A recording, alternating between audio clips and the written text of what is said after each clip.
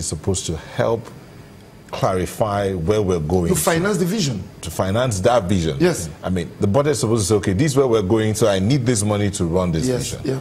We've agreed that there is a disconnect between the visionary and those running the vision. Yeah. Not just the civil servants, even the political appointees in between. Now, you've said we need to make governance justiciable. Would firing some people make any difference in any way? Wouldn't the next set coming in toe the same line? I come from a private sector perspective. I don't understand. And a lot of people will agree with you in terms of private sector perspective. No, but that's what public service is trying to become. When they come for training, they just teach us how to be commercial in our thinking, teach us how to be profitable in our thinking, teach us efficiency. That's what we do. So there shouldn't be any fight as to whether to think that's the only way to go. So the only way to begin to set the tone, whenever a business is not doing well, what do? You don't collapse the business. You take out critical human capital, and maybe they lack the capacity or they lack the vision to be able to achieve the vision. Now, when I mean fire, I mean people should at least be brought to question. You should be able to question people and their performance. So this was why are we getting this at this time? And if you're not satisfied, then the point I'm making here is that there is need to be able to break away from the past. And that's what change by definition means. You look at the processes and you tackle it and you say, I'm going to change this process because I want to achieve this. I'm looking forward to that. When somebody will come and tell us the end game, and because of the end game, you challenge the process. This is what the Senate. I'm sorry. This is what the Senate is doing.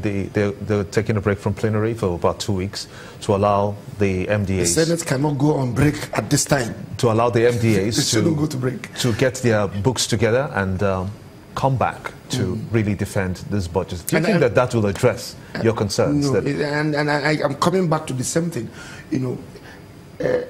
Vision, I keep telling you, is what you're seeing, and the second portion of it is what you're doing now as a result of what you're seeing.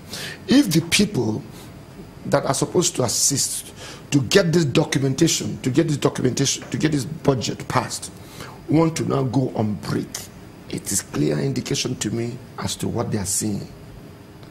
What are they seeing? They are absolutely seeing something else. You cannot say that the government says, Buhari comes and says, you know what, ministry comes and says, you know what, we want to stop all these rollovers. We want to do January to December budget spectrum. And the second arm of government, that needs to back that up, wants to go on a recess, and it's allowed. But one of the definitions of leadership is sacrifice. Mr. Odibo, so I'm expecting that these guys can say, you know what, slow down, let's get this thing done, so that we can hit that target, which is the vision. They'll have an argument for you here, Mr. Odibo. They will tell you that they reached out to the ministers, to the ministries and all of that, to come for the defense. In the 2 weeks they were not having plenary. Say, come and defend your budget. And they were not coming, or did not have quite answers to the questions they put forward to them. I mean, Gima mentioned Senator Abaribe. He had a session, and he said the minister did not come. And the person that came to represent the minister could not answer the questions they were putting out to him. So at the end of the day, if the party that's wanting to say, we want to correct this anomaly, is not having answers to questions asked by those who are supposed to help them correct the anomaly, how would this go forward? I ask this question in view of this fact. The budget of 2018, the proposal was prepared around June, July, or thereabouts. Yes. And according to one of the senators, Senator Dambaba, he said the minister had said they want to roll over 50% of the 2017 budget into 2018. So how is it that at that time they would have known what will be done and what will not be done to say they are rolling over? And now looking at the document, they see no rollover. But of course, that, and I'm not making a defense for the Minister of Finance. They will have known, budget is an estimate. They will also have known she's funding, you can see her going around borrowing money to fund the budget. If they get $100 billion in Sukuk, it pumps it into a road. There is some things that you are seeing, and you can see that there's a struggle. All right? And I do understand that. But what I mean by the National Assembly not going, and I'm not really saying it in the sense they should not really go, because they're made of their plans.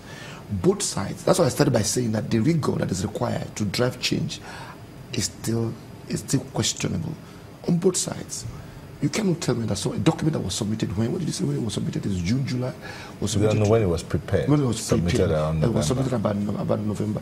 So what was the target? At what time did you think this budget will and should have been, dealt with? So my take is this. This is one of the most important pieces of legislation every year. I'm trying to see the sacrifice. I want to see the engagement, the tempo, the conversations that really grabs this document as the most important document for Nigerians. Because out there's a child. People are hungry.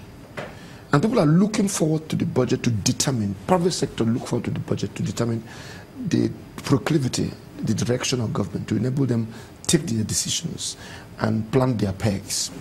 The individuals. Mr. Odibo, Ajuri has a question for you from Abuja. Mr. Odibo, let me just interject here from Abuja. The question I have is about, you talked a bit about this pyramid, this concept. And what I wanted to ask you really is about, if you look at the way the budgeting process has worked over the past few years, it's really the first time in our history in 2016 where we actually got some insight into kind of the processes and what happens within that process because of the Jibrin Dogara, kind of the house scandal, if you will. And one of the things that emerged out of that controversy was an understanding amongst Nigerians all of a sudden that certain items are appropriated and then money is taken away from maybe a rail project or a road project that may be actually very critical nationally,